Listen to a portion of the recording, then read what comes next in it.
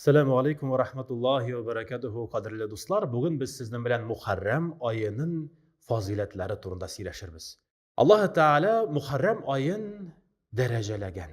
İn birinci derecesi, in birinci fazileti deyip aytırıydım. Ol da indi Allah Teala aldında harem aylarının birisi bulup sanala.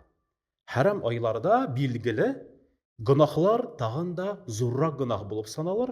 Hem izgilikler, igilikler, urazalar, hem nefile izgi hameller.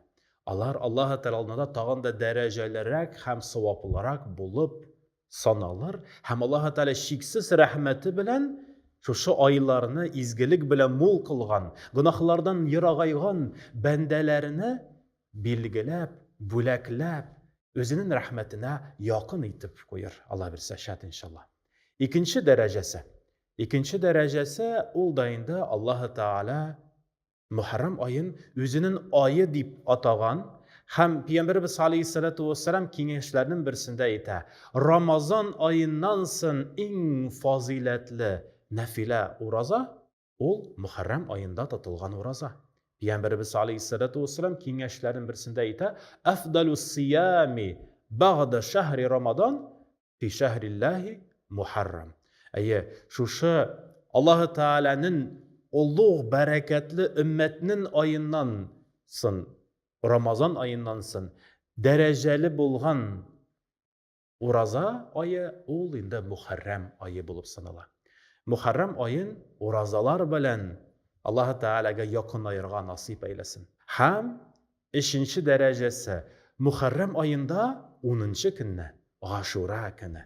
Bereketli gün. Dualar, tilekler kabul bula tırgan Allah Teala'ga yakın ayta tırgan hem bigirek de şu Aşura günü Allah birse her birimizge urazalar tutup Allah Teala aldığında tağında zurrak derecelerge, ruhi derecelerge, dünyavi meşakkatlerimizni şişip Allah Teala türlü sınavlardan yol aşıp jiberip iki dünya bahtine erişirge nasip eylesin. Bigirek de Aşura günü bilgilengen. Bir köp peygamberlerge, halklarga, tarihta Allah Teala jingilligin bire. Şu Aşura günün Yahudiler Medine şehrinde uraza tutalarıydı. Peygamberimiz Aleyhissalatu vesselam onların urazaların görüp, urazalı ikenligin bilip, onlarga sıra birdi. Ni için şu günni ayırıp koyasız?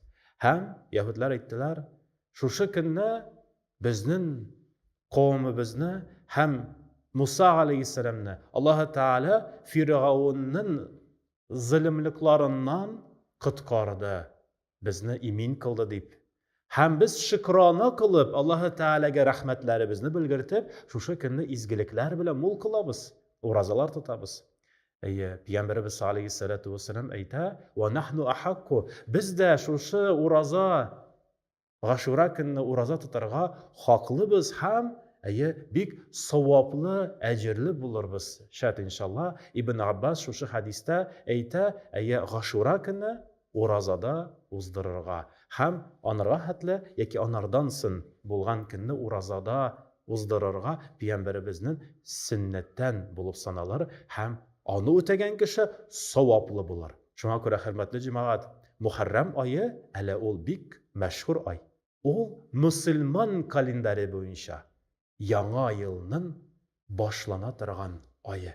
Yani Muharrem ayının birinci günü bilen bizden Müslümanlar için Яңа yıl başlana. Şuna göre яңа bereketli, bəxit sağadetler bilen mul bulgan yıllar bulsun. Şu yıllar günahlardan aranıp, izgilikler bilen mul bulup, Allah Teala'ga her birimizge de yakınlayırga nasip ve yasar aylasa idi. Esselamu aleyküm ve rahmetullahi ve berekatuhu.